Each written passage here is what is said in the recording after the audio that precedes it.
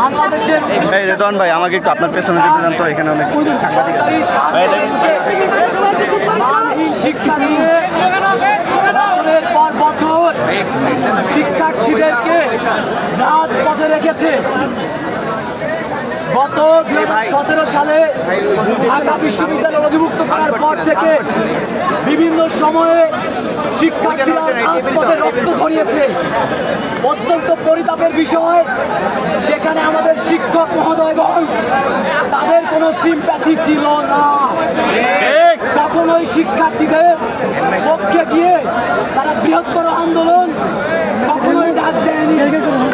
কিন্তু যখনই শিক্ষার্থীরা উচ্চশিক্ষার প্রশ্নে রাজপথে গিয়ে সরকারকে যৌক্তিকতা বুঝিয়ে একটি চূড়ান্ত সমাধানের পথে হাঁটছে, ঠিক সেই মুহূর্তে আমাদের পরম শ্রদ্ধায় শিক্ষক মহোদয়গণ বিভিন্ন ধরনের অনৈতিক উস্কানি দিয়ে শিক্ষার্থীদের মধ্যে বিভিন্ন ধরনের বিভেদ সৃষ্টি করার চেষ্টা করছে। আপনারা জানেন উচ্চশিক্ষা একটি আপেক্ষিক বিষয়, এখানে জ্ঞানের উৎপত্তি এবং বিকাশ শব্দটি সম্পৃক্ত থাকে। অত্যন্ত পরিতাপের বিষয়, বৃহত্তর শিক্ষা ক্যাডারের বিরুদ্ধে আমাদের কোনো অভিযোগ ছিল না এবং এখনো পর্যন্ত নেই।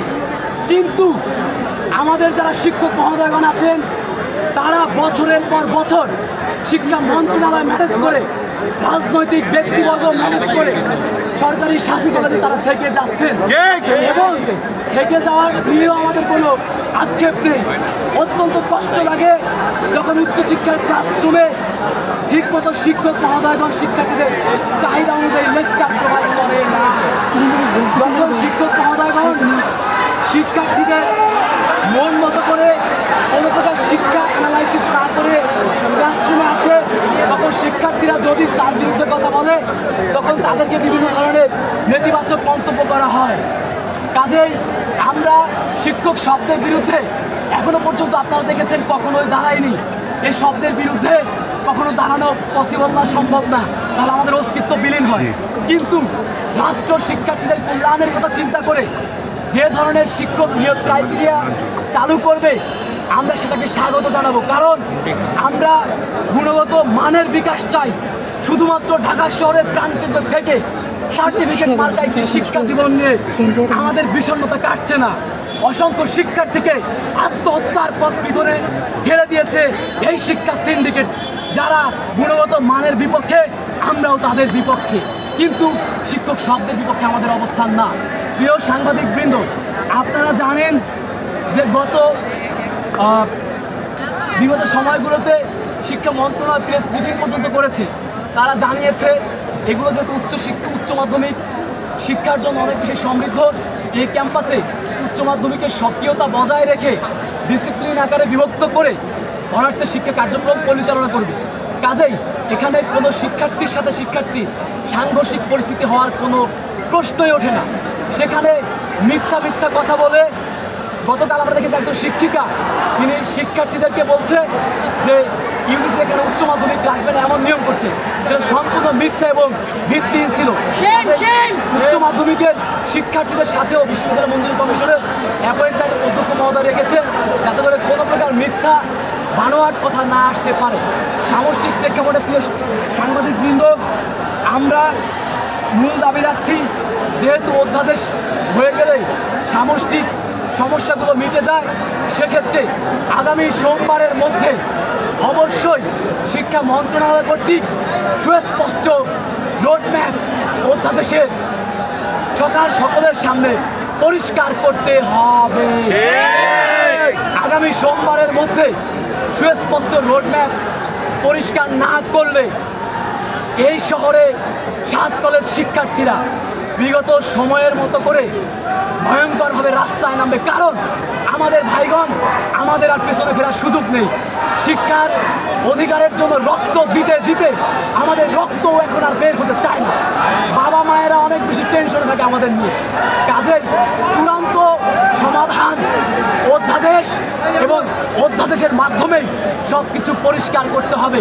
আপনারা জানেন আজকে বিভিন্ন বিভাগের শিক্ষার্থীরা শ্রদ্ধার সাথে, বিনয়ের সাথে তারা ক্লাস পরীক্ষা বর্জন করেছে। কারণ যে শিক্ষক মহোদয়গণ গত 8 বছরে শিক্ষার্থীদের প্রশ্নে একদিন সামষ্টিকভাবে রাস্তায় নামেনি, তারাই শুধুমাত্র স্বার্থান্বেষী মহলের মতো করে গতকাল রাজপথে গিয়ে তারা দাঁড়িয়েছিল, ইউজিসিতে গিয়ে তারা ডিস্টার্ব করেছে শিক্ষার্থীদের বিপক্ষে গিয়ে। কাজেই এই শিক্ষার্থীরা যেহেতু কর্মচারী দিয়ে গতকালকে পরীক্ষা নিয়ে ওনারা রাষ্ট্রীয় বিধিনিষেধ লঙ্ঘন করেছে, কাজেই শিক্ষার্থীরা আজকে ইডেন কলেজ সহ ঢাকা কলেজ বিভিন্ন ক্যাম্পাসে তারা পরীক্ষা বয়কট করে, আপনারা দেখতে পাচ্ছেন এখনো পর্যন্ত চারদিকে স্লোগান হচ্ছে শিক্ষা সিন্ডিকেটের বিরুদ্ধে। এই স্লোগান বিস্ফোরিত হবে এবং একমাত্র আল্লাহ ছাড়া, রাষ্ট্রীয় বিধান ছাড়া শিক্ষার্থীদের নৈতিক দাবি থেকে কোনো প্রকারের অপরাজিত শক্তি আর পেছনে ফেরাতে পারবে না। কারণ শিক্ষা অর্জন করতে এসে আমরা আর কোনো রক্ত দিতে প্রস্তুত নই। আপনারা জানেন এই শহরে উচ্চশিক্ষার জন্য আর কেউ রক্ত দেয় না। এই ঢাকা শহরের মানুষ অন্য ক্যাম্পাসের জন্য একটা মিনিট কোনো দিন অসহ্য হয়েছে, তাদের ব্লকেট করা হয়েছে। কিন্তু গত 8 বছরে ছাত্ররা শিক্ষার্থীরা বারবার কেন রাজপথে যায়? তারা কি একবারও সমাধান করেছে আমাদের শিক্ষক মহোদয়গণ? তাহলে রাষ্ট্র যেখানে সুস্পষ্ট সমাধান দিচ্ছে, সুশৃঙ্খল সমাধানের পথে, সেখানে রাষ্ট্রের কাছে বাধা দিয়ে তারা কোন ধরনের সিন্ডিকেটের সেই কালো হাতকে তারা শক্তিশালী করতে চায়? আপনারা জানেন এক ক্লাসে 300-400 শিক্ষার্থী ভর্তি করা হয়। পৃথিবীর কোনো নিয়মে আছে 300-400 শিক্ষার্থী এক ক্লাসে বসবে? তারা বলে উচ্চশিক্ষার সংকোচন। আমরা বলি গুণগত মান ছাড়া যদি শিক্ষা দেওয়া হয় তাহলে সেটা হবে উচ্চশিক্ষার সংকোচন। যদি গুণগত মানের উচ্চশিক্ষা দেওয়া হয় তাহলে সেটাই হবে উচ্চশিক্ষার প্রসারণ। কাজেই আমরা প্রসারণের পক্ষে, মানহীন উচ্চশিক্ষার বিপক্ষে, এবং শিক্ষা সিন্ডিকেটের প্রেসক্রিপশন যেটাকে উচ্চশিক্ষার সংকোচন বলছে আমরা সেটাকে উচ্চশিক্ষার বিকাশ বলছি। এবং সময়ের সাথে সাথে তাল মিলিয়ে, আন্তর্জাতিক শিক্ষার সাথে তাল মিলিয়ে আমরা এই গুণগত পরিবর্তনকে সাদরে গ্রহণ করছি। তারা একটি কথা বলে যে এখানে অনার্স মাস্টার্সের শিক্ষার্থীরা সম্পৃক্ত। ফার্স্ট ইয়ার থেকে ফাইনাল ইয়ার মাস্টার্স প্রত্যেকটি শিক্ষার্থী এখানে আছে, এবং তাদের দহন দেখলে এই রাষ্ট্র যে কোনো সিদ্ধান্ত কালকে নিতেও বাধ্য হতে পারে। বরঞ্চ মিথ্যা প্রপাগান্ডা ছড়ায় এখানে মাস্টার্স অনার্সের শিক্ষার্থীরা। একদম ভুল এবং নেতিবাচক মন্তব্য যখন তারা সঠিক যুক্তিতর্কে আসতে পারে না, ঠিক সেই মুহূর্তে মিথ্যা তকমা দিয়ে প্রশ্নবিদ্ধ করতে চায়। কাজে আপনারা সাংবাদিক মহোদয়গণের প্রতি আকুল আবেদন থাকবে, আপনারা ক্লাসে ক্লাসে প্রয়োজনে ফার্স্ট ইয়ার থেকে ফাইনাল ইয়ার পর্যন্ত সাক্ষাৎকার নেবেন। একজন শিক্ষার্থীও দেখবেন এই উচ্চশিক্ষা সিন্ডিকেটের পক্ষে কথা বলবে না। তারা সুস্পষ্টভাবে দেখিয়ে দিবে তার শিক্ষক কিভাবে করে নৈতিকতা বিসর্জন দিয়ে ক্লাসরুমে ঠিক মতো পড়ায় না, চলে যায়। এটা কোনো শিক্ষার নিয়ম হতে পারে? আমরা চাচ্ছি গুণগত মানের পরিবর্তন। জনগণের ভ্যাট ট্যাক্সের টাকায় এদেশের মানুষের বেতন হয়, সরকারি অফিসারদের বেতন হয়। আমার শিক্ষক যখন বলে আমরা প্রথমে অফিসার তারপরে শিক্ষক, তখন কষ্ট লাগে তখন এই কথা ভেবে যে কীভাবে করে একজন শিক্ষক প্রথমে তাকে অফিসার বলে তারপরে শিক্ষক বলে। আমরা তো এখনো পর্যন্ত প্রাইমারি স্কুলের শিক্ষককে দেখলে মাথা নত করে থাকি। তারা আমাদের বিরুদ্ধে অবস্থান নিলেও তাদের কাছে গিয়ে মাথা নত করেই কথা বলি।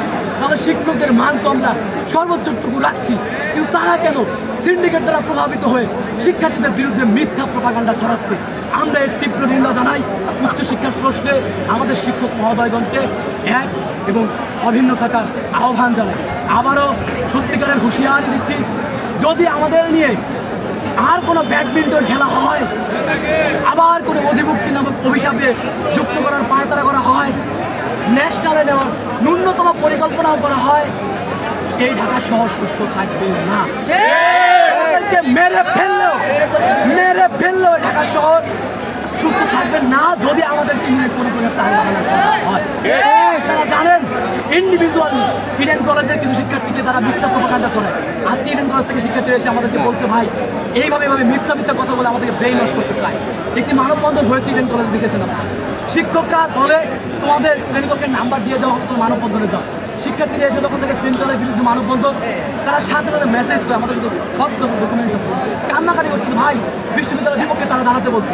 এই ফুটেজ ব্যবহার করে তারা বিভিন্ন জায়গাতে শিক্ষার্থীদের বিরুদ্ধে মিথ্যা কথা বলে, যেখানে নাকি আন্দোলনের সব শিক্ষার্থী নেই। প্রত্যেকটি শিক্ষার্থী প্রত্যক্ষ পরোক্ষভাবে এখানে সম্পৃক্ত। এবং শিক্ষার্থীদেরকেও বলে দিচ্ছি যে ভাই বোনেরা যারা মিথ্যা প্রপাগান্ডা ছড়ায়, আপনাদের জন্য বিশ্ববিদ্যালয় মঞ্জুরি কমিশন, শিক্ষা মন্ত্রণালয় সবাই প্রস্তুত সঠিক ব্যাখ্যা দেওয়ার জন্য। কিন্তু দেশকে অস্থিতিশীল করার জন্য তৃতীয় পক্ষের কোনো প্রকার উস্কানিতে কোনো শিক্ষার্থী যাতে করে আর হাত না বাড়ায় এবং তাদের উস্কানিতে না পড়ে। কাজেই আমরা এক ও অভিন্ন আগামী সোমবারের মধ্যে বিশ্ববিদ্যালয় অধ্যাদেশ সংক্রান্ত ইস্যু সমাধান করতে হবে।